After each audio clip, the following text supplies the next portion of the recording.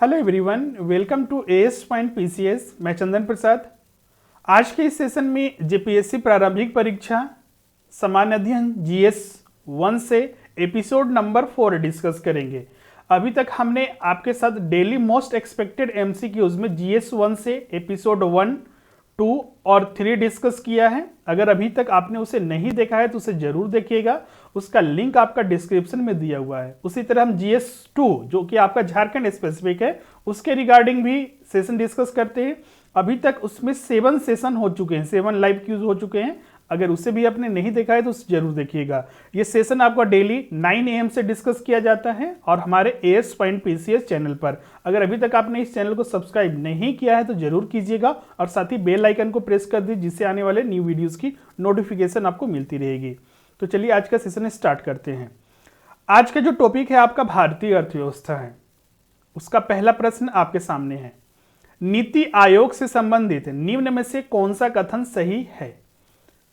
पहला कथन है आपका 1 जनवरी 2017 को योजना आयोग के स्थान पर केंद्रीय मंत्रिमंडल के एक संकल्प पर नीति आयोग का गठन किया गया। दूसरा स्टेटमेंट है आपका नीति आयोग के पहले उपाध्यक्ष अरविंद पनगड़िया थे। तीसरा है आपका नीति आयोग में देश में कुशल, पारदर्शी, नवीन और जवाबदेह शासन प्रणाली का प्रतिनिधि बनने की क्षमता है। अब कोड इसके बेसिस पर दिया हुआ है ए, बी, सी और डी। आपको इसका आंसर कमेंट करना है, जल्दी से अपना आंसर कमेंट कीजिए। चलिए हम इस पर डिस्कस करते हैं। नीति आयोग से संबंधित, जैसा कि आपको पता है नीति आयोग जो भी भारत में नियोजन की नीति है, योजना जो भी लॉन्च किए जाते हैं वो नीति आयोग अब करता है। पहले इसके स्थान पर योजना आयोग हुआ करता था, लेकिन योजना आयोग को, जो कि एक संवैधानिक निकाय था, जब भारत आजाद हुआ था उसके बाद ही योजना आयोग का गठन किया गया था। उस समय प्रधानमंत्री जवाहरलाल नेहरू थे, उन्हीं की अध्यक्षता में इसे बनाया गया था और योजना आयोग एक संवैधानिक निकाय भी था। लेकिन जब नई सरकार 2014 में बीजेपी की सरकार बनी थी और प्रधानमंत्री नरेंद्र मोदी हैं, उन्होंने योजना आयोग के स्थान पर एक नया आयोग का गठन किया जिसका नाम था आपका नीति आयोग। और इस आयोग का जो स्थापना किया गया था 1 जनवरी 2015 को किया गया था, न कि 1 जनवरी 2017 को। 1 जनवरी 2015 को स्थापना किया गया था। तो पहला पॉइंट यहाँ आपका रॉन्ग है। दूसरा आपका, जब इस आयोग का गठन किया गया था तो इसके मेंबर्स की बात आती है, इसमें सदस्य कौन कौन हो सकते हैं। तो इसके अध्यक्ष जो होंगे स्वयं प्रधानमंत्री होंगे, इसको सबसे पहले नोट कीजिएगा। उपाध्यक्ष जो नियुक्त किया जाता है, जैसे कि यहाँ पर पहले उपाध्यक्ष दिया गया है अरविंद पनगड़िया, जो कि प्रधानमंत्री द्वारा ही नियुक्त किए जाते हैं। इसके अलावा संचालन परिषद इसमें होता है, जिसमें कि सभी राज्यों के मुख्यमंत्री और केंद्र शासित प्रदेशों के उपराज्यपाल को शामिल किया जाता है। तो दूसरा पॉइंट बिल्कुल सही है आपका। तीसरा पॉइंट है आपका नीति आयोग में देश में कुशल, पारदर्शी, नवीन और जवाबदेह शासन प्रणाली का प्रतिनिधि बनने की क्षमता है, जो बिल्कुल सही है आपका। एक चीज और ध्यान कीजिएगा, इसमें नीति आयोग एक गैर संवैधानिक निकाय है। ये आपका एक सलाहकार थिंक टैंक के जैसा काम करता है और इसमें खुद जो अध्यक्ष होते हैं वो प्रधानमंत्री होते हैं। दूसरा और तीसरा पॉइंट यहाँ पर बिल्कुल सही है, बाकी ए पॉइंट यहाँ पर रॉन्ग है सिर्फ एक वजह से। बाकी इसमें सही है, लेकिन यहाँ पर जो 2017 के जगह 2015 होना चाहिए था। तो यहाँ पर राइट आंसर जो होगा आपका बी होगा, केवल 2 और 3। नेक्स्ट है आपका प्रश्न संख्या 2, जीएसटी बिल के अंतर्गत निम्नलिखित में से कौन सी वस्तु शामिल नहीं होगी। पहला है आपका कुकिंग गैस, दूसरा है आपका शराब, तीसरा है आपका पेट्रोल और चौथा आपका उपरोक्त सभी। जीएसटी जब नई सरकार बनी थी उसके बाद लाया गया था। जीएसटी क्या चीज है? तो जीएसटी एक तरह का अप्रत्यक्ष कर है। भारत में जो कर होता है 2 तरह का होता है, इसके कॉन्सेप्ट को समझिएगा। भारत में कर, जो टैक्स कर क्या होता है, तो सरकार जो भी आपको फैसिलिटी देती है, जैसे आप इंफ्रास्ट्रक्चर देख रहे हैं, बिजली देख रहे हैं, रोड देख रहे हैं, तो उस फैसिलिटी की और जो भी बहुत सारे कल्याणकारी योजनाएं चलाई जाती है, तो उनके लिए एक्सपेंडिचर्स होता है, तो उसके बदले जो फैसिलिटी दिया जाता है तो पब्लिक से उसके बदले टैक्स लेवी लिया जाता है, उसी का नाम यहाँ पर टैक्स दिया गया है। और भारत में दो तरह से टैक्स लिया जाता है सरकार के द्वारा, जो कर लिया जाता है, एक प्रत्यक्ष कर के रूप में प्रत्यक्ष कर, और दूसरा होता है आपका अप्रत्यक्ष कर। अब दोनों में क्या डिफरेंस है? जब गवर्नमेंट डायरेक्टली सीधे व्यक्ति से कर वसूलते है, जैसे कि एक पर्सन है मिस्टर ए का किसी ईयर में, मान लीजिए 2019-20 में 10 लाख रुपए इनकम होता है, आय होता है 10 लाख रुपए, इस पर जो टैक्स रिसीव किया जाएगा वो प्रत्यक्ष कर कहलाता है। इसे इनकम टैक्स भी बोला जाता है, आय कर। ये आपका प्रत्यक्ष कर हुआ। अप्रत्यक्ष कर उसे बोला जाता है जिसमें सरकार सीधे जो पे किया जाता है, मान लीजिए मिस्टर ए है और एक आपका बी हम मान लेते हैं और डी आप मान लेते हैं हम इनकम टैक्स डिपार्टमेंट है।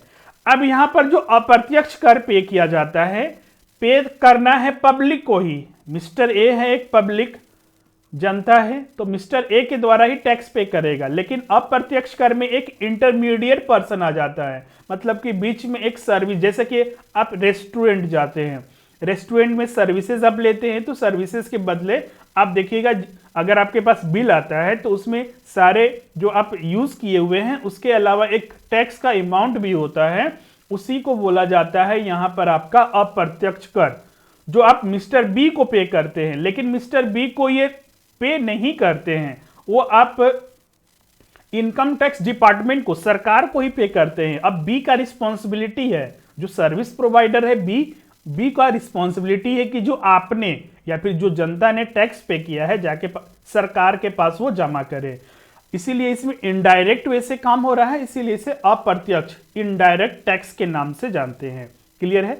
अब यहां पर बात करते हैं इनडायरेक्ट टैक्स, अप्रत्यक्ष करके एग्जाम्पल क्या क्या हो सकते हैं। पहले बहुत सारे इनडायरेक्ट टैक्सेस हुआ करता था, जैसे कि जी सर्विस टैक्स हो गया, वैट हो गया, सेल्स टैक्स हो गया, कस्टम एक्साइज, तो ये सारे अप्रत्यक्ष कर के उदाहरण हैं। लेकिन जीएसटी लाया गया, वन नेशन वन टैक्स, एक देश एक कर। इसके माध्यम से जितने भी अप्रत्यक्ष कर था उसको हटाकर जीएसटी लाया गया। अब जीएसटी भी एक अप्रत्यक्ष कर ही है, इसके अलावा अभी कस्टम ड्यूटी भी जो है एक अप्रत्यक्ष कर के रूप में चल रहा है। अब यहां पर बोला गया जीएसटी बिल में बहुत सारे जितने भी सेवाएं थी, सर्विसेज थे, जितने भी गुड्स, जितने भी आपका वस्तुएं थे, उन्हें जीएसटी में शामिल किया गया। लेकिन जब जीएसटी बिल बनाया गया था तो उसमें कुछ जिस सेवाएं हैं या फिर वस्तुएं हैं उसे शामिल नहीं की गई। इसका मतलब उस पर टैक्स, ऐसा नहीं कि उसे कह दिया गया कि टैक्स नहीं लेंगे, टैक्स लेंगे, लेकिन उनके लिए जैसे कि जीएसटी जो लिया जाता है वो केंद्र सरकार के द्वारा लिया जाता है, उसमें राज्य सरकार का भी हिस्सा होता है। जैसे कि आपके पास जीएसटी बिल आता है तो उसमें देखिएगा एक इनवाइस में मान लीजिए 18% टोटल लेना है तो 9% आपका सीजीएसटी होगा, CGST central goods and service tax, जो केंद्र सरकार के पास जाएगा। दूसरा 9% एक और होता है, एक होता है एसजीएसटी, जो कि स्टेट गवर्नमेंट का हिस्सा होता है। इसके अलावा एक और होता है जो आगे हम लोग डिटेल में स्टडी भी करेंगे मास्टर कोर्स में, तो IGST, inter state goods and service tax. तो ये दो स्टेट के बीच में जब वेरी करता है तब ये लिया जाता है, तो जीएसटी लेने का ये प्रावधान है। लेकिन इसके अलावा भी कुछ ऐसे वस्तुएं थी जिसे जीएसटी के दायरे में नहीं रखा गया, उसके लिए राज्य सरकार के ऊपर छोड़ दिया गया। जैसे कि आपका कुकिंग गैस, शराब, अभी लॉकडाउन में सबसे ज्यादा न्यूज में भी था, आपका लोग देख रहे थे किस तरह से लॉकडाउन में भी शराब खरीद रहे थे इतनी ज्यादा टैक्स लेने के बाद भी। पेट्रोल, हवाई ईंधन, प्राकृतिक गैस, डीजल जीएसटी के अंदर कवर नहीं किया गया है, तो आखिर इनसे टैक्स नहीं लिया जाएगा? बिल्कुल लिया जाएगा, और वो भी बहुत ज्यादा लिया जाता है। राज्य सरकार को ये सारा हाथ में दे दिया गया है कि आप ही इस पर टैक्स लीजिए। राज्य सरकार इन वस्तुओं पर अपनी इच्छा के अनुसार टैक्स लगा सकती है। तो यहां पर जो दिया गया है कुकिंग गैस, शराब, पेट्रोल, इस पर आपका राज्य सरकार का हाथ होता है, राज्य सरकार ही टैक्स लेती है। अगर इसका प्राइस घटता भी बढ़ता है तो राज्य सरकार ज्यादा जिम्मेदार होती है। तो यहां पर डी आपका उपरोक्त सभी सही उत्तर होगा। नेक्स्ट है आपका प्रश्न संख्या 3, निम्नलिखित में से कौन सा वाक्य जीएसटी के बारे में सही नहीं है। पहला है आपका जीएसटी एक अंतिम बिंदु पर लगाया जाने वाला रिटेल टैक्स की तरह है। इस कर को उपभोक्ता से वसूला जाता है। अगर अभी हमने आपको बताया होगा तो आप आसानी से समझ जाइएगा। बी आपका जीएसटी भारत में प्रचलित सभी प्रत्यक्ष करों को समाप्त कर देगा। सी है आपका यह पूरे देश में 1 जुलाई 2017 से लागू किया जाएगा। और डी है आपका यह भारत में कर ढांचे को एकीकृत करेगा। अब इससे संबंधित तथ्यों को देखते हैं। अगर हम जीएसटी के बारे में बात करें, जैसा कि हमने बताया कि भारत में जो कर लिया जाता है दो तरह से लिया जाता है, एक प्रत्यक्ष कर के रूप में और दूसरा अप्रत्यक्ष कर के रूप में। प्रत्यक्ष कर का हमने आपको एग्जाम्पल के साथ डिस्कस किया था, अप्रत्यक्ष कर को भी हमने डिस्कस किया था। जीएसटी भी एक आपका अप्रत्यक्ष कर है और पहले जितने भी अप्रत्यक्ष कर होते थे उन्हें हटाकर आपका जीएसटी को लाया गया था, गुड्स एंड सर्विस टैक्स, वस्तु एवं सेवा कर। और एक चीज ध्यान रखिएगा, पहला पॉइंट बहुत सारे स्टूडेंट को इसमें क्लियर नहीं होता है। जैसा कि हमने बताया कि जीएसटी क्या होता है, अब जिसके पास जाते हैं, ए गया था बी के पास, बी एक सर्विस प्रोवाइडर है, इसका अपना रेस्टोरेंट है। ए अब क्या करेगा, जो भी सर्विसेज उससे लेगा, मान लीजिए वहां पर कुछ खाता पीता है तो उसे खाने पीने के बाद खाने के बिल के साथ उसे टैक्स भी पे करना होता है, जिसे हम लोग आज के डेट में जीएसटी के नाम से जानते हैं। पहले ये सर्विस टैक्स हुआ करता था। तो जीएसटी जो पे किया जाता है अंतिम बिंदु पर, मतलब कि लास्ट पॉइंट पर लगाया गया। आप सर्विसेज लिए तो उसके बदले आपने टैक्स पे कर दिया, बस यहीं पर काम खत्म हो गया आपका। अब बी का रिस्पॉन्सिबिलिटी है कि जो आपने टैक्स पे किया है ये इनकम टैक्स डिपार्टमेंट गवर्नमेंट के पास जाके जमा करें। इसीलिए बोला जाता है कि जीएसटी एक अंतिम बिंदु पर, आपने सर्विसेज लिया, उसी तरह वस्तु में भी होता है। आप कहीं शॉपिंग मॉल में जाते हैं, कुछ परचेज करते हैं, तो वहां भी आपसे टैक्स ले लिया जाता है, फाइनली आप पेमेंट करके वापस आ जाते हैं। अब जो जहां से आपने वस्तु खरीदा था और जो आपसे टैक्स लिया है, अब उसका रिस्पॉन्सिबिलिटी है कि वो सरकार के पास जमा करे। तो ये अंतिम बिंदु पर लगाया जाने वाला, अंतिम जो खरीदारी करते हैं, सेवाएं लेती है, वहां पर लगाया जाता है। और एक तरह का ये रिटेल टैक्स की तरह ही होता है, जैसे कि वैट और सर्विस टैक्स है उसी के जैसा। और ये उपभोक्ता से ही वसूला जाता है। ऐसा नहीं है कि सर्विस प्रोवाइडर आपको टैक्स सरकार को दे रहा है, उपभोक्ता ही दे रहा है, सिर्फ उसका एक इंटरमीडिएरी पर्सन के तौर पर उसका यूज किया जा रहा है। तो यहां पर पहला पॉइंट बिल्कुल करेक्ट है। तीसरा पॉइंट भी बिल्कुल सही है आपका, 1 जुलाई 2017 से इसे लागू किया गया था। और चौथा पॉइंट भी आपका बिल्कुल सही है, एकीकृत। अभी बताया हमने वन टैक्स वन नेशन, जैसे कि अभी यूनिफॉर्म सिविल कोड का मामला चल रहा है कि पूरे देश में एक कानून होना चाहिए, उसी तरह आपका टैक्स के लिए भी ये नियम बनाया गया था कि पूरे देश में एक तरह का कर होना चाहिए। तो उसी के लिए जितने भी अप्रत्यक्ष कर थे उन्हें हटाकर जीएसटी लाया गया। बी पॉइंट को अच्छे से देखिएगा, अभी हमने बोला जितने भी अप्रत्यक्ष कर हैं उन्हें हटाकर जीएसटी लाया गया। यहां पर दिया हुआ है प्रत्यक्ष कर, मतलब कि डायरेक्ट टैक्स, जो कि बिल्कुल गलत है। यहां पर बी पॉइंट आपका रॉन्ग है, इसीलिए राइट आंसर बी होगा, क्योंकि पूछा ही गया था कि कौन सा सही नहीं है। चौथा है आपका आज के प्रश्न, वस्तु एवं सेवा कर लागू करने के पीछे सरकार का क्या मुख्य उद्देश्य है? इसे आप बिल्कुल आसानी से आंसर दे सकते हैं और कमेंट जरूर कीजिएगा। पहला है आपका देश में कर एकरूपता लाने के लिए, बी है आपका सरकारी राजस्व में वृद्धि, सी आपका सभी प्रत्यक्ष करों को बदलने के लिए, और डी है आपका उपरोक्त सभी। अभी हमने दो प्रश्न डिस्कस किया है और पूरे डिटेल में डिस्कस किया है। अगर उसका आपको कॉन्सेप्ट मिला होगा तो आप इजिली इसमें आंसर दे सकते हैं कि ये 3 पॉइंट जो है आपका वस्तु एवं सेवा कर, गुड्स एंड सर्विस टैक्स लाने का उद्देश्य यही था सरकार को कि एक रूपता लाया जाए।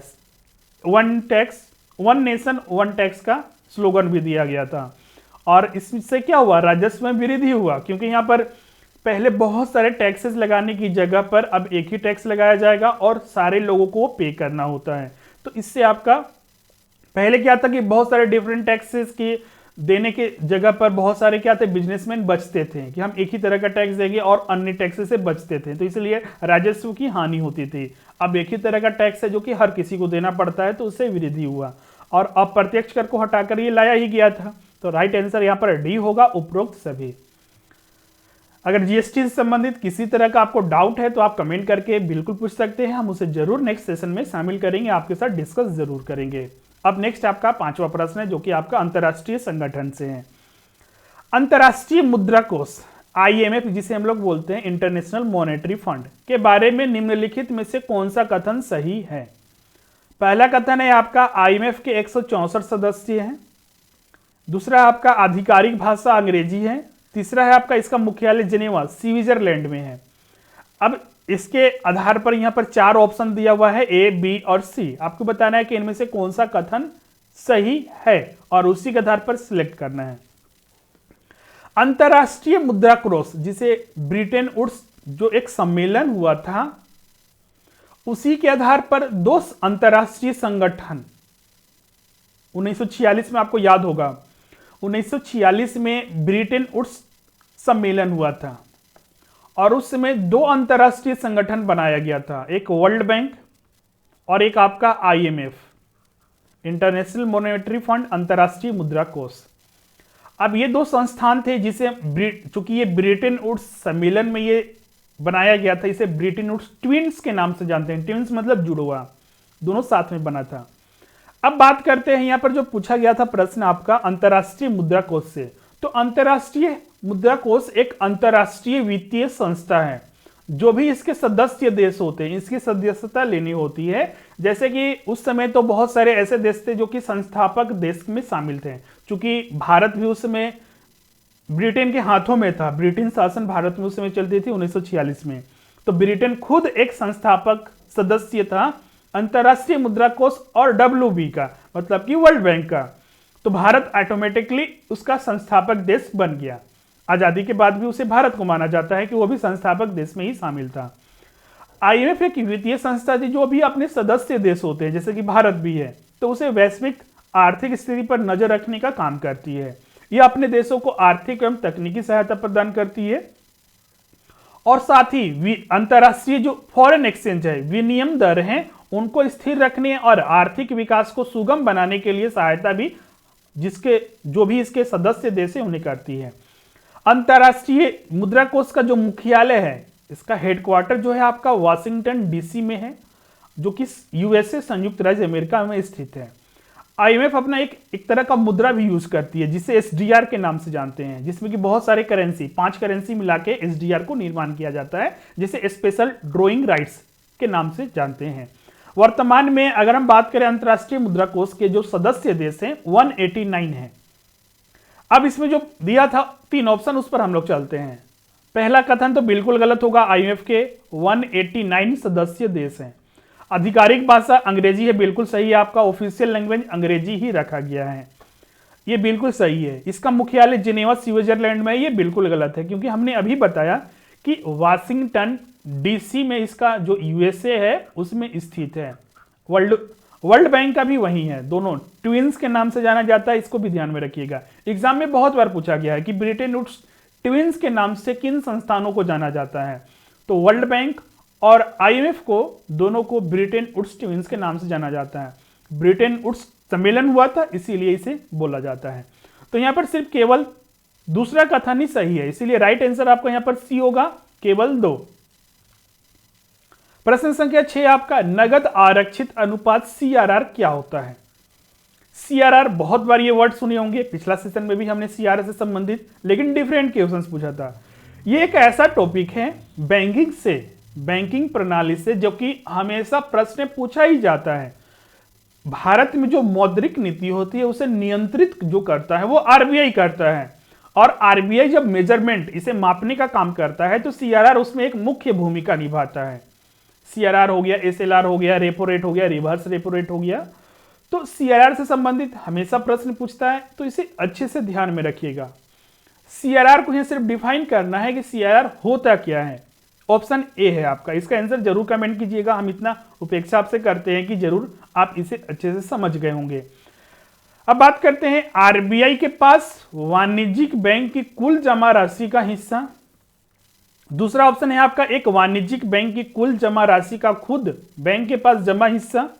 तीसरा आपका वाणिज्यिक बैंकों के द्वारा जनता को दिया गया उधार, और डी आपका उपरोक्त में से कोई नहीं। जैसा कि हमने बताया कि आरबीआई मौद्रिक नीति मॉनेटरी पॉलिसीज को कंट्रोल करती है, नियंत्रित करती है, और इसे नियंत्रित करने के लिए बहुत सारे टूल्स मेथड का उपयोग करती है, जिसमें कि कुछ क्वालिटेटिव होते हैं और कुछ क्वांटिटेटिव, मात्रात्मक कुछ होते हैं और कुछ गुणात्मक होते हैं। इसमें मात्रात्मक का अगर हम बात करें तो उसमें बहुत सारे मेथड होते हैं, जैसे कि ओपन मार्केट ऑपरेशन, खुली बाजार की क्रियाएं, repo rate, reverse repo rate, bank rate, SLR, CRR. CRR उसी में शामिल होता है। सीआरआर का अगर हम बात करें तो सीआरआर होता क्या है, तो सीआरआर उस दर को बोला जाता है, कैश रिजर्व रेशियो।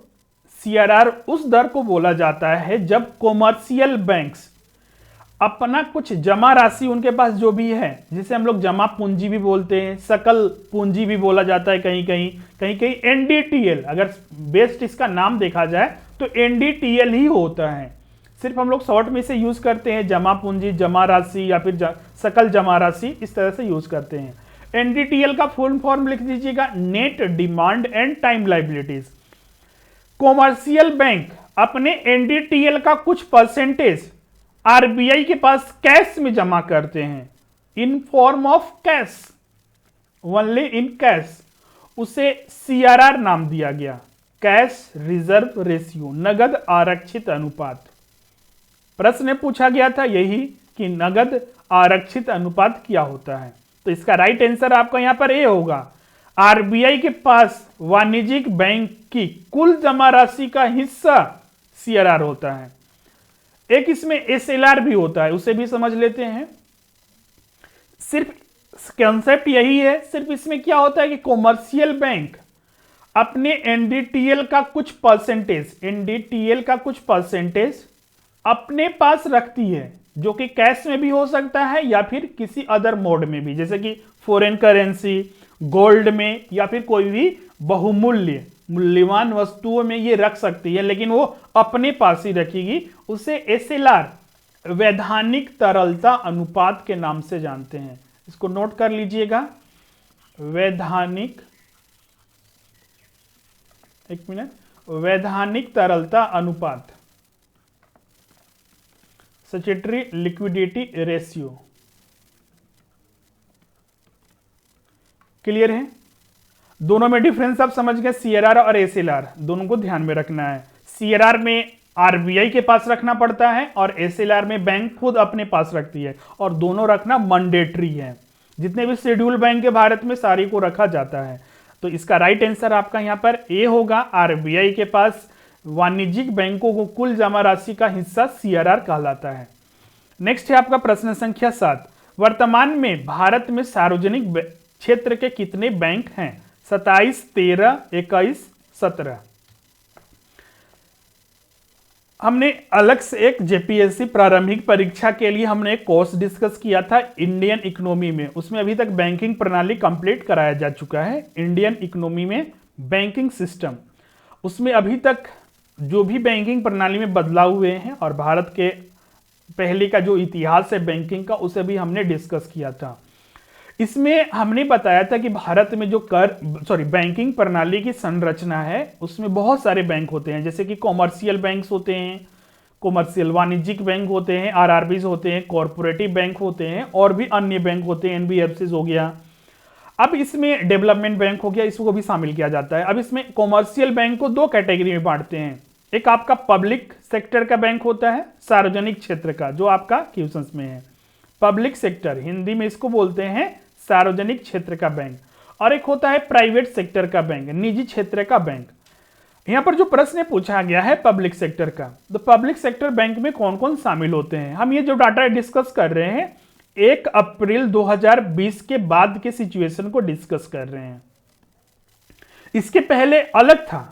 आपके मन में ये सवाल आता होगा कि हम ये डेट क्यों मेंशन किए, तो इस डेट के पहले पब्लिक सेक्टर बैंक का जो संख्या था वो बिल्कुल अलग था, इस डेट के बाद बिल्कुल अलग है। हम इस डेट से डिस्कस कर रहे हैं कि 1 अप्रैल 2020 से क्या इफेक्टिव है, मतलब इसी साल से। इसमें क्या किया गया, जैसे कि पब्लिक सेक्टर बैंक में राष्ट्रीयकृत बैंक, नेशनलाइज्ड बैंक थे, जो पहले 19 हुआ करते थे, आज के डेट में सिर्फ ये 11 रह गए, जिसमें कि 6 इंडिपेंडेंट है, मतलब कि स्वतंत्र रूप में किसी से साथ उसका मर्जर नहीं किया गया, विलय के बिना है, और 5 आपका मर्ज करके बनाए गए हैं। ये 5 कैसे बने हैं उसे भी हम लोग देखेंगे, पहले और पब्लिक सेक्टर बैंक के कितने हैं उसे देखते हैं। इसमें एक एसबीआई भी शामिल होता है। एसबीआई पहले क्या था कि ये टोटल 6 बैंक हुआ करता था, 5 एसबीआई के एसोसिएट होते थे और एक खुद एसबीआई होता था, तो ये टोटल 6 होते थे। लेकिन 2017 में इसके जितने भी एसोसिएट्स थे और एक भारतीय महिला बैंक को एसबीआई में मर्ज कर दिया गया, तो एसबीआई एक सिंगल बैंक के रूप में उभरा। और इसके अलावा बहुत सारे स्टूडेंट क्या करते हैं, या फिर अब बहुत जगह देखते होंगे कि आईडीबीआई को या तो डेवलपमेंट बैंक में शामिल किया जाता है या फिर वाणिज्यिक बैंक में। हम इसे वाणिज्यिक बैंकों में ही पब्लिक सेक्टर बैंक में शामिल करते हैं। क्यों? क्योंकि आज की डेट में आरबीआई इसे वाणिज्यिक बैंक, कॉमर्शियल बैंक का स्टेटस दी हुई है।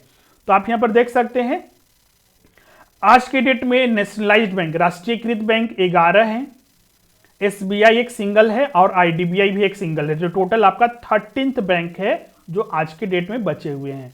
पहले ये विपरीत स्थिति था, पहले 1 अप्रैल 2020 से पहले क्या स्थिति था, तो आप यहां पर देख सकते हैं कि 1 अप्रैल 2020 से पहले नेशनलाइज्ड बैंक जो था आपका 19 था, नेशनलाइज्ड बैंक आपका राष्ट्रीयकृत बैंक 19 था, एसबीआई और इसके एसोसिएट्स मतलब इसके सहयोगी बैंक मिलाकर कुछ 6 थे, आईडीबीआई एक था और एक आपका भारतीय महिला बैंक था। तो सब जोड़िएगा तो कितना होता है आपका 19 और 6 आपका 25 हो गया, 25 और 2 27, तो मतलब कि पहले 27 बैंक हुआ करते थे। बीच में मर्जर हुआ था, ऐसा नहीं कि एक बार में ही सारा मर्जर हुआ है। 1 अप्रैल 2020 में हाँ 10 बैंकों का मर्जर हुआ है, एसबीआई का 2017 में जैसे हमने बताया, नेशनलाइज्ड बैंक में 3 बैंकों का मर्जर 2019 में हुआ था, तो ये मर्जर पहले हुए थे तो उसके आधार पर। लेकिन इससे पहले ये स्थिति था, पहले 27 बैंक थे, आज के डेट में सिर्फ 13 ही पब्लिक सेक्टर के बैंक बने हुए हैं, आपस में विलय कर दिया गया। विलय करने का मतलब ये होता है कि 2 बैंक आपस में मिला दिए गए, मान लीजिए एक्स है वाई है, दोनों के आपस में मिलाकर एक्स वाई ये बैंक बन गया। इसमें जितना भी पूंजी होता है, जितना भी इंप्लॉय होते हैं, सारे आप एक साथ काम करने लगते हैं, नाम चेंज नहीं होता है। आप देखिएगा इतने सारे बैंक बने, एसबीआई एक बना तो उसी नाम से चल रहा है। नेशनलाइज्ड बैंक में भी 3 बैंक मर्जर किए गए, 10 बैंकों को मिर्च करके 4 बैंक बनाया गया 2020 में इसी साल, तो उसमें भी आपका क्या किया गया कि उसी नाम से चल रहा है। अब यहां पर हमने एक वर्ड यूज किया था कि 6 इंडिपेंडेंट है, मतलब कि स्वतंत्र हैं, और 5 मर्ज्ड बैंक है, नेशनलाइज्ड बैंक। तो ये 5 मर्ज्ड कैसे हुए? तो 3 बैंकों का मर्जर 2019 में किया गया था, नेशनलाइज्ड बैंक 19 था, उसमें से 3 बैंक मर्ज करके एक बैंक बनाया गया 2019 में, और 2020 में क्या किया गया कि इसमें से 10 बैंकों को मर्ज करके 4 बैंक बनाया गया। तो इसीलिए हम बोल रहे हैं कि यहां पर 5 बैंक मर्ज बैंक के रूप में है और 6 इंडिपेंडेंट है। प्रश्न जो पूछा गया था कि सार्वजनिक क्षेत्र के कितने बैंक हैं, तो इसका सही उत्तर होगा, आप इसका आंसर देने में आप सक्षम हैं, तो इसका सही उत्तर होगा 13 बी ऑप्शन। इसमें अगर किसी तरह का डाउट है तो आप कमेंट करके पूछ सकते हैं। प्रश्न संख्या 8 है आपका, निम्नलिखित में से कौन सा मेल नहीं खाता है? पहला है आपका नरसिम्हन समिति 1998, शिव रमन समिति 1985, लीलाधर समिति 2008, नायक समिति 2014। अब आपको याद होगा इन सारे समितियों का आपने नाम सुना होगा, आरबीआई में भी हम लोग स्टडी करते हैं, और शिव रमन समिति थोड़ा अलग है, लेकिन ये बैंकिंग क्षेत्र में ही आता है, आरबीआई से थोड़ा अलग, नाबार्ड के लिए बनाया गया था। नाबार्ड आपको याद होगा, नाबार्ड एक डेवलपमेंट बैंक है, मतलब एक भारत सरकार का ही उपक्रम है, और ये एक विकास बैंक के अंतर्गत शामिल किया जाता है।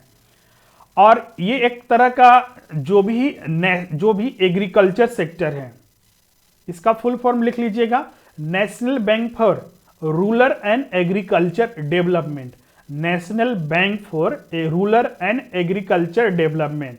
मतलब कि रूरल सेक्टर के लिए और एग्रीकल्चर सेक्टर के लिए ये फाइनेंस उपलब्ध कराती है, जिसमें कि मुख्य रूप से ये जो काम करती है, अब जो इनके अंडर में आते हैं, जिसमें कि बहुत सारे नेशनलाइज्ड बैंक होते हैं, उनके माध्यम से कॉरपोरेटिव बैंक होते हैं, और आपका आरआरबीज होती है, उनके माध्यम से ये सारे काम करती है। अब इस बैंक की जो स्थापना की गई थी, श्री बी शिवरामन समिति के सिफारिश पर नाबार्ड की स्थापना की गई थी, जिससे कि जो भी कृषि क्षेत्र के हैं और ग्रामीण क्षेत्र है उनके भी आर्थिक विकास होना चाहिए। और जो अगर हम बात करें श्री बी शिवरामन की, तो ये योजना आयोग के पूर्व सदस्य भी रह चुके थे। उन्हीं के अध्यक्षता में एक समिति बनाई गई थी, जो समिति बनाई गई थी 1979 में, न कि 1985 में। तो इसीलिए यहां पर ये गलत मेल है, इसके जगह सही मेल ये होता, ये 1979 में बनाया गया था। तो इसमें पूछा ही गया था कि कौन सा मेल सही नहीं है, तो इसका राइट आंसर भी होगा। अब बात करते हैं जो रिमेनिंग 3 है। नरसिम्हन समिति आरबीआई के द्वारा बनाया गया था बैंकिंग क्षेत्र के रिफॉर्म के लिए, बिल्कुल ये आपका 1998 में बनाया गया था। लीलाधर समिति 2008 में बिल्कुल बना था, ये भी आरबीआई के द्वारा ही बनाया गया था। और डी नायक समिति 2014 में बिल्कुल सही आपका, ये भी आरबीआई के द्वारा ही बनाया गया था। तो यहाँ पर ए, सी और डी बिल्कुल मेल खाता है, लेकिन बी मेल खाता नहीं है, क्योंकि ये 1979 में ये समिति बना था। तो राइट आंसर आपका इसका बी होगा। प्रश्न संख्या 9 है आपका, वैश्विक प्रतिस्पर्धा सूचकांक रिपोर्ट 2019 में भारत की क्या रैंक है। रैंकिंग से हमेशा प्रश्न पूछा जाता है, चाहे कोई भी एग्जाम में बैठिए, तो इसे ध्यान से देखिएगा। ऑप्शन ए है आपका 71, 68, 78 या फिर 52। संबंधित तथ्य देखते हैं। सबसे पहले तो आपको यह जानना होगा कि वैश्विक प्रतिस्पर्धात्मक सूचकांक ग्लोबल कॉम्पिटिटिवनेस इंडेक्स होता क्या है।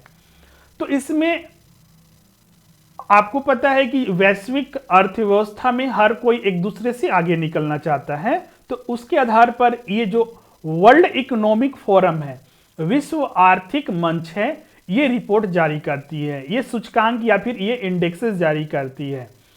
अब इसमें जो रैंकिंग जारी किया जाता है, ये हर साल रैंकिंग जारी किया जाता है। यहां पर जो 2019 में पूछा गया था, तो इस 2019 की रैंकिंग में सूचकांक में 141 देश शामिल किए गए थे, उसमें भारत को 68th पोजीशन पर रखा गया था।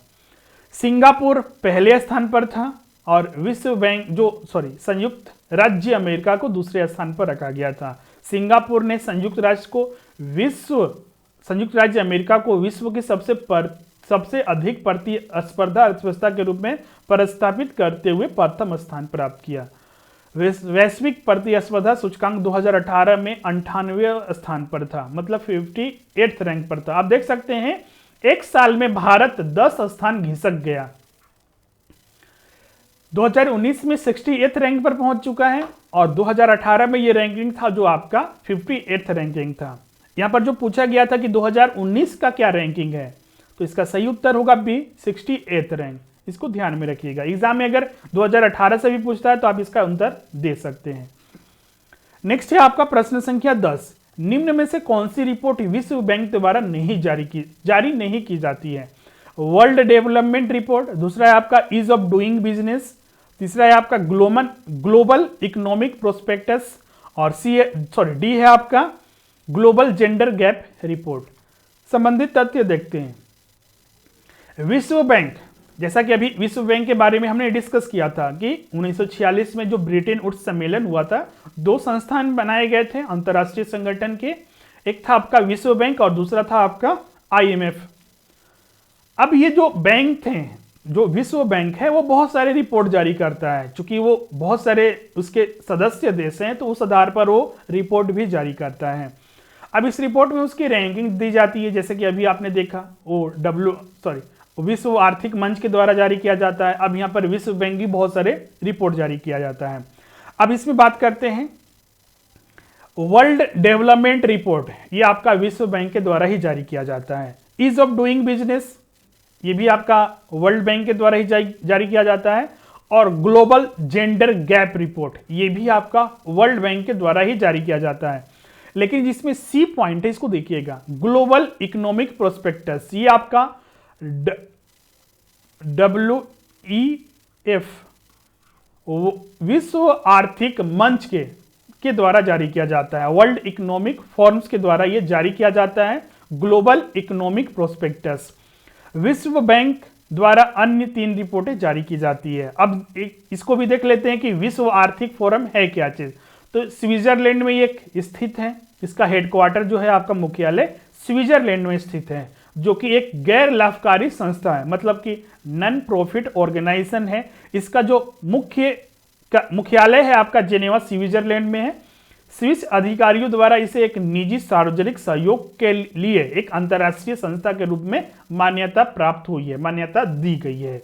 तो इसका सही उत्तर जो होगा प्रश्न संख्या 10 का वो सी होगा। Global economic prospectus world economic forum के द्वारा जारी किया जाता है। नेक्स्ट है आपका प्रश्न संख्या 11। 24 अक्टूबर 2019 को विश्व बैंक समूह द्वारा जारी रिपोर्ट डूइंग बिजनेस 2020 या फिर इसे ईज ऑफ डूइंग बिजनेस 2020 भी बोलते हैं के अंतर्गत डूइंग बिजनेस इंडेक्स 2020 में भारत को कौन सा स्थान प्राप्त हुआ है। ऑप्शन है आपका 63rd, 74th, 77th या फिर 80th रैंक। जैसा कि हमने बताया कि विश्व बैंक के द्वारा ease of doing business 2020 ease of doing business index या फिर रिपोर्ट जारी किया जाता है। हर साल यह जारी किया जाता है, 2020 का भी जारी किया गया। 24 अक्टूबर 2019 को विश्व बैंक के द्वारा ईज ऑफ डूइंग बिजनेस 2020 जारी किया गया। इसमें भारत की स्थिति बहुत अच्छी दिखाई गई, इसमें स्थिति सुधरी है पहले के मुकाबले। यहां पर हर कोई, क्योंकि अब देखिए कोविड-19 में अभी चाइना का स्थिति बहुत ज्यादा खराब था, तो हर कोई चाहते थे कि हम अपने बिजनेस को स्थापित चाइना में बंद करके भारत में स्थापित करें, क्योंकि भारत भी एक बहुत बड़ा मार्केट हुआ, क्योंकि यहाँ पर पॉपुलेशन से भी देख सकते हैं और लोगों का स्टैंडर्ड लिविंग ऑफ लाइफ भी डे टू डे इंक्रीज कर रहा है। तो हर कोई भारतीय बाजार में आना चाहता है और अपनी कंपनी, अपने बिजनेस को स्थापित करना चाहता है। इसमें ये सुधार भी देखा गया अंतर्राष्ट्रीय स्तर पर भी, ऐसा नहीं कि सिर्फ भारत में बोला जा रहा है, वो अंतर्राष्ट्रीय स्तर पर भी देखा गया। पहले बहुत सारे कंपनियां भारत आने में मना करती थी, लेकिन अभी भी बहुत सारी कंपनियां, और कोविड-19 के बाद और भी स्थिति सुधरेगी, बहुत सारी कंपनियां तो चाइना में बंद करके या फिर अन्य कंट्रीज से मूव कर रही है भारत की ओर। इसमें आप देख सकते हैं कि भारत का जो 2020 के लिए जो रैंकिंग जारी किया गया था 63rd पोजीशन पर रखा गया वर्ल्ड बैंक के द्वारा। 24 अक्टूबर 2019 को वाशिंगटन डीसी स्थित विश्व बैंक के समूह द्वारा 17वीं रिपोर्ट, अभी तक ये 17वां रिपोर्ट है जो जारी किया गया है, डूइंग बिजनेस जारी किया गया। सूचकांक में न्यूजीलैंड को जो स्कोर उसे दिया गया था अंक 68.8 दिया गया था, उसे शीर्ष स्थान पर मतलब कि फर्स्ट पोजीशन पर रखा गया है। डूइंग बिजनेस इंडेक्स 2020 में भारत को 63वां रैंक और उसे स्कोर मिला था 71। ये अंक दिया गया है 71, और जो इस अंक, क्योंकि हर को 100 रैंकिंग 100 बेस पॉइंट रखा जाता है और उसी आधार पर यह रैंकिंग दिया जाता है। जिसका पॉइंट जितना आता है उस आधार पर रैंकिंग दिया जाता है। भारत का जो पॉइंट था आपका 71 पॉइंट था और इसी बेसिस पर उसे 63rd रैंक प्राप्त हुआ 2020 के लिए। नेक्स्ट है आपका क्वेश्चन नंबर 12। फिच रेटिंग के वैश्विक आर्थिक आउटलुक रिपोर्ट के अनुसार वित्तीय वर्ष 2019-20 के लिए भारत की जीडीपी विकास दर कितने प्रतिशत रहने का अनुमान है। ऑप्शन है आपका 7%, 6.8%, 6.6% या फिर आपका 7.1%। इस तरह के प्रश्न जब भी आप सॉल्व करते हैं तो एक चीज ध्यान रखिएगा, आपको हर चीज का कॉन्सेप्ट होना चाहिए और इसमें खासकर ये सारी चीजें याद करने वाली चीजें हैं। कभी भी ये कॉन्सेप्ट के बेसिस पर या फिर ये आपका ज्यादा डिपेंड करता है फैक्ट के ऊपर। आप इसे अगर याद करते हैं तो आंसर दे सकते हैं, अगर याद नहीं है तो आंसर देना मुश्किल हो जाता है। तो बहुत सारी चीजें होती हैं कि जिसे आपको याद करने के लिए उसका आपको कैसे याद करना है उसका डेली बेसिस पर आपको रिवीजन करना पड़ता है। उसके लिए जरूरत होता है कि आप चार्ट पेपर के बेसिस पर सारे एक साथ आप देखिएगा 2019 में कौन कौन सा रैंकिंग जारी किया गया, 2020 में कौन कौन सा रैंकिंग जारी किया गया, इसका एक चार्ट पेपर बनाइए। चार्ट पेपर के बेसिस पर जो भी संस्थान है जैसे कि विश्व बैंक है उसके द्वारा कौन सा रिपोर्ट जारी किया गया, 2019 के लिए क्या रैंकिंग है, उसे आप नोट कर लीजिए। आप एक चार्ट पेपर बनाइएगा, आपका एक वर्क हम आपको दे रहे हैं, उससे आप कीजिएगा, बहुत ज़्यादा बेनिफिट मिलेगा। आप एक लिस्ट बनाइएगा, उसमें संस्थान का नाम लिखिएगा, चाहे वो अंतर्राष्ट्रीय संगठन हो चाहे आपका राष्ट्रीय संगठन हो, क्योंकि आरबीआई वगैरह भी और फिंच वगैरह भी और बहुत सारे संगठन है जो कि हर देश पर या फिर विश्व पर अपना रैंकिंग या फिर जो भी आपका है जीडीपी विकास दर वो जारी करती है। तो संस्थान का नाम एक साइड लिखिएगा। अब ये संस्थान के द्वारा कौन सा रिपोर्ट जारी किया गया, रिपोर्ट का नाम भी पता होना चाहिए, क्योंकि अभी आपने देखा था कि बहुत सारे रिपोर्ट बहुत सारे अदर संस्था के द्वारा भी जारी किया जाता है। रिपोर्ट का क्या नाम है, 2020 में क्या रैंकिंग दिया गया। 2019 से चालू कीजिएगा, एग्जाम में 2019 से भी हो सकता है पूछा जाए। 2020 में क्या रैंकिंग था और 2021 आने वाले दिनों में, क्योंकि एग्जाम कब होगा ये मुश्किल है बताना, क्योंकि मेंस भी आपको देना है, तो मेंस में भी ऑब्जेक्टिव टाइप के क्वेश्चंस पूछे जाते हैं। तो ये 2021 का भी कॉलम रखिएगा इसमें, और ये कॉलम के आधार पर क्या रैंकिंग रहा है उसको आप नोट कीजिएगा, और इस तरह से आपको ये बहुत ज़्यादा हेल्प करेगा। इसको नोट करने के बाद इसे दीवार में चिपका दीजिएगा और डेली बेसिस पर इसको रिवीजन कीजिए, ये बिल्कुल आपके लिए ईजी हो जाएगा। अब यहाँ पर जो फिंच के द्वारा जो रेटिंग जारी किया गया था 2019 और 20 के द्वारा रिपोर्ट में, जो जीडीपी का विकास दर, ये कोविड-19 से पहले का सिचुएशन आप यहाँ पर देख सकते हैं। जो ये रिपोर्ट जारी किया गया था आपका 17 जून 2019 को ही जारी है, 19-20 के लिए। इसमें आपका भारत का जो जीडीपी जो दर था उसे 6.6% रखा गया था।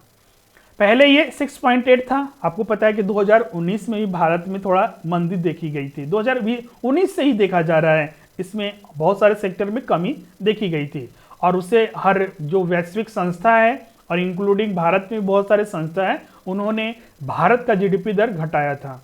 फिंच ने भी घटाया, उसे घटाकर पहले 6.8 था, उसे घटाकर 6.6% रखा।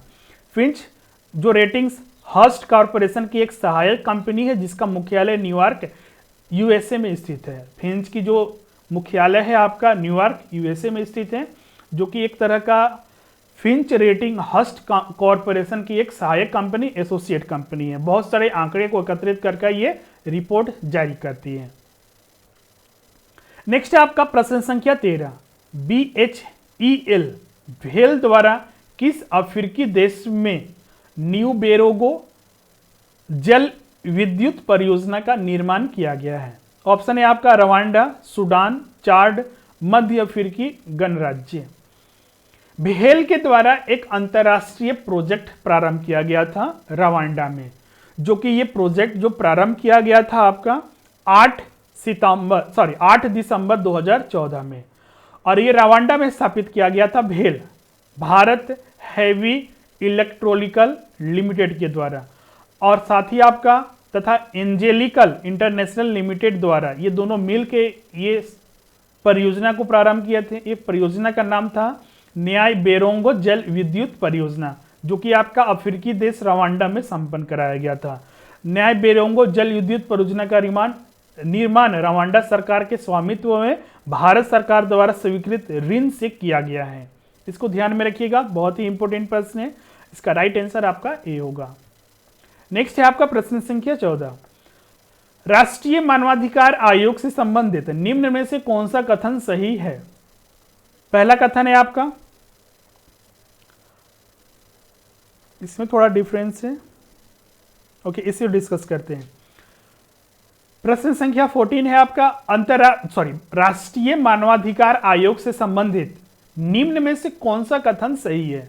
पहला कथन है आपका, राष्ट्रीय मानवाधिकार आयोग नेशनल ह्यूमन राइट्स कमीशन एक स्वतंत्र वैधानिक संस्था है।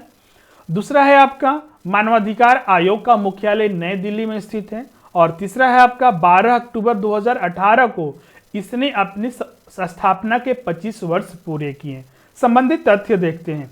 मानवाधिकार, हर व्यक्ति को, विश्व में जितने भी लोग हैं, व्यक्ति हैं, उन्हें कुछ राइट्स मिले हुए, वो जन्म सिद्ध उनका अधिकार होता है। जैसे कि जीवन का अधिकार, आपको जीने का अधिकार है, कोई भी इसमें बाधा नहीं कर सकता है। स्वतंत्रता का अधिकार, आपको पूर्ण स्वतंत्रता मिलनी चाहिए, लेकिन उससे नुकसान नहीं होना चाहिए, ये चीजें हम बता रहे हैं। समानता का अधिकार, सारे के साथ मिलजुल के आपको रहना है, किसी तरह का आप में कुछ नहीं देखा जाए, लेकिन ये समाज में देखने को मिलता है। ये सारे चीजें सिर्फ बोलने के लिए है, लेकिन इसके लिए चूंकि इसी चीज को और भी प्रोमोट करने के लिए अभी भी समाज में ये सारी स्थिति देखी जाती है। वहां पर आपको जीवन से वंचित किया जाता है, आपको स्वतंत्रता पूर्ण तरह से नहीं दी जाती है, समानता भी आपके साथ रखी जाती है। तो इसी के लिए एक अंतर्राष्ट्रीय पहल भी किया गया था। संयुक्त राष्ट्र के तत्वाधान में उसके द्वारा एक गठन किया गया था आयोग का, मानवाधिकार परिषद का। उसके द्वारा विश्व में जितने भी उसके सदस्य देश हैं वहां पर हर व्यक्ति को जीवन का अधिकार, स्वतंत्रता का अधिकार, समानता का अधिकार आदि की रक्षा करना और उनके प्रहरी के रूप में काम करना मानवाधिकार कानून को शामिल किया गया था। उसी के आधार पर भारत में भी मानवाधिकार आयोग बनाया गया और इसके लिए एक अधिनियम भी बनाया गया था। राष्ट्रीय मानवाधिकार आयोग, national human rights commission NHRC, एक स्वतंत्र वैधानिक संस्था है, संगठन है, जिसकी स्थापना मानवाधिकार संरक्षण अधिनियम 1993 के प्रावधानों के तहत 12 अक्टूबर 1993 को की गई थी। मानवाधिकार आयोग का जो मुख्यालय है नई दिल्ली में स्थित है। 12 अक्टूबर 2018 को इसने अपने स्थापना के 25 वर्ष पूरे किए। अब जो यहाँ पर प्रश्न पूछा गया था कि मानवाधिकार, राष्ट्रीय मानवाधिकार आयोग से संबंधित कौन सा कथन सही है, तो पहला कथन बिल्कुल सही है, स्वतंत्र वैधानिक संस्था है। दूसरा कथन भी बिल्कुल सही है, मानवाधिकार आयोग का जो मुख्यालय है नई दिल्ली में स्थित है। तीसरा कथन भी बिल्कुल सही है आपका, चूंकि इस मानवाधिकार आयोग का स्थापना 1993 में किया गया था, 12 अक्टूबर 1993 को। 2018 में इसने अपने स्थापना के 25 वर्ष पूरे किए। अब यहां पर जो ऑप्शन है आपका, तो इसका राइट आंसर डी होगा। 1, 2 और 3 तीनों कथन आपका सही है। प्रश्न आपका 15 है आपका, संयुक्त राष्ट्र मानवाधिकार परिषद की स्थापना कब की गई? अभी हमने डिस्कस किया था 15 मार्च 2006, 15 मार्च 2005, 18 मार्च 2004, 18 मार्च 2003। अब संबंधित तथ्य देखते हैं। मानवाधिकार परिषद एक अंतर सरकारी निकाय है जिसका गठन 15 मार्च 2006 को संयुक्त राष्ट्र महासभा के प्रस्ताव के द्वारा किया गया था। संयुक्त राष्ट्र मानवाधिकार परिषद, इसका स्थापना 15 मार्च 2006 को किया गया था। बी ऑप्शन बिल्कुल सही है। अब ये संयुक्त राष्ट्र मानवाधिकार जो आयोग है, संगठन है या परिषद है, उसके बारे में देखते हैं। जैसा कि हमने बताया कि 15 मार्च 2006 को इसको गठित किया गया था, संयुक्त राष्ट्र महासभा के द्वारा एक प्रस्ताव लाया गया था। क्या इससे पहले भी मानवाधिकार से संबंधित कोई आयोग या संगठन था संयुक्त राष्ट्र में? तो था। इस आयोग के इस परिषद से बनने से पहले संयुक्त राष्ट्र मानवाधिकार आयोग हुआ करता था, जिसके स्थान पर संयुक्त राष्ट्र मानवाधिकार परिषद की स्थापना की गई थी महासभा के द्वारा। इनके पास मानव अधिकार से जुड़े सभी महत्वपूर्ण मुद्दे और विषयों पर चर्चा करने का अधिकार है। यह परिषद संयुक्त राष्ट्र महासभा में चुने गए 47 सदस्य देशों से मिलकर बनती है। तो इस तरह से जो आंसर था यहाँ पर आपका बी है, 15 मार्च 2006 को स्थापित किया गया था। जो मानवाधिकार है उससे संबंधित हर बार प्रश्न पूछा जाता है। 2016 के पेपर में भी देखिएगा, क्योंकि आपके सिलेबस में विशेष रूप से इसे शामिल किया गया है। पहला टॉपिक पीटी प्रारंभिक परीक्षा में शामिल किया गया है मानवाधिकार, और दूसरा आपका मेंस में भी शामिल किया गया है। तो इसे अच्छे से स्टडी कीजिएगा, एग्जाम में पूछा जाता है आपका। तो इस तरह से आज का सेशन कंप्लीट होता है। कुल आज के सेशन में हमने 15 प्रश्न को डिस्कस किए हैं।